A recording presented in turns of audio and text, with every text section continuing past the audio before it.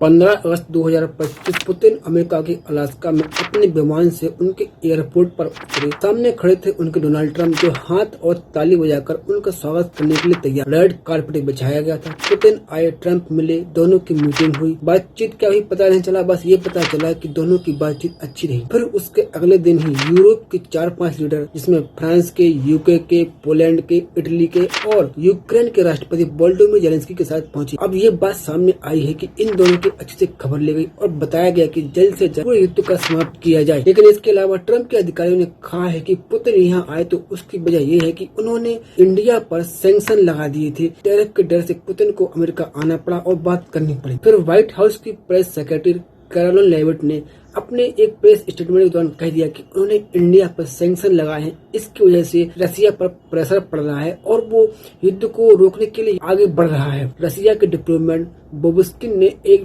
Press conference की और उन्होंने अनाउंस कर दिया कि हम इंडिया को 5% के ऊपर डिस्काउंट दे रहे हैं। सडनली रसिया इंडिया को ये डिस्काउंट क्यों दे रहा है? अमेरिका कह रहा है कि वो इंडिया पर 50% टैरिफ लगाएगा। इंडिया जो गुड्स अमेरिका में बेचेगा उस पर 50% टैरिफ देने पड़ेगी। तो जो कुछ भी ये सब हो रहा है वो भाई ठीक नहीं चल रहा है, क्योंकि जो भी सैंक्शन लगाए जाते हैं वो मित्र राष्ट्रों पर नहीं लगाए जाते हैं, वो लगाए जाते हैं एडवर्सरी राष्ट्रों पर। अमेरिका ने सैंक्शन लगा रखे हैं ईरान पर सैंक्शन लगे हैं फाइनेंशियल सैंक्शन की, तुम अपना तेल, अपना व्यापार वर्ल्ड में नहीं कर पाओगे। और रसिया पर लगे हैं हर तरह के सैंक्शन, मिलिट्री सैंक्शन, कोई मिलिट्री सामान उनको नहीं बचेगा। इस तरह के फाइनेंशियल सैंक्शन, उनको कोई व्यापार नहीं करेगा। और डिप्लोमेटिक सैंक्शन, अमेरिका ने अपने यहाँ से रसिया के डिप्लोमेट को भगा दिया है। इसी तरह उसने बहुत सारे सैंक्शन जो हैं रूस पर लगा रखे हैं। अब जब बात की जाती है कि डोनाल्ड ट्रंप ऐसा क्यों कर रहे हैं, तो वो चाहते हैं कि जल्द से जल्द युद्ध खत्म हो जाए और इसके लिए वो इंडिया पर दबाव बना रहे हैं कि तुम ये युद्ध खत्म करवाओ। अब इंडिया इस युद्ध को कैसे खत्म करवा सकता है? भाई इंडिया से ज्यादा तेल तो चाइना खरीद रहा है। लेकिन जो यूएस के डिप्लोमेट हैं वो कह रहे हैं कि देखो, चाइना तो पहले से ही रूस का ग्राहक था, वो पहले से ही रूस से तेल खरीद रहा था। लेकिन इंडिया जो 2022 में रसिया से 1% तेल खरीदता था, अब उसका 37% से ऊपर भी ये आंकड़ा जा चुका है।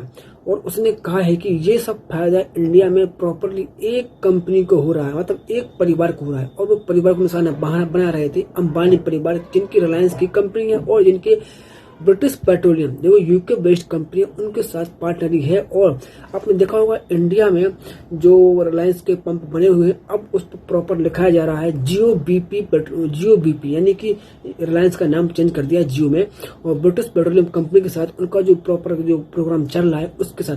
तो यूएस ने ये नहीं कहा कि वो उसको मिल रहा है, डायरेक्ट नाम नहीं लिया। उन्होंने कहा इंडिया में एक पर्टिकुलर परिवार को इसका फायदा मिल रहा है और वो लोग अनदर कंट्रीज को ये तेल को रिफाइंड करके उसके पेट्रोकेमिकल्स प्रोडक्ट और कच्चा तेल रिफाइंड करने के बाद वो बेच रहे हैं और इससे मुनाफा कमा रहे हैं। तकरीबन $16 बिलियन के आसपास इंडिया की जो कंपनीज है उनने एक ही कंपनी की बात कर रहे हैं, वो $16 बिलियन के आसपास रिलायंस कंपनी से शायद प्रॉफिट किया है। अब भाई देखो, अभी जब मैं वीडियो रिकॉर्ड करता हूँ तो इस समय इंटरनेशनल मार्केट में जो तेल का भाव है वो 63 पर बैरल के आसपास क्रूड ऑयल का प्राइस है। तो अगर रसिया इस पर 5% डिस्काउंट दे रहा है तो वो 5% के अगर 60 में से आप भाई 12-5 $5-6 का वो डिस्काउंट देगा, तो इंडिया को आराम से $55-56 के आसपास ये मिलने वाला है।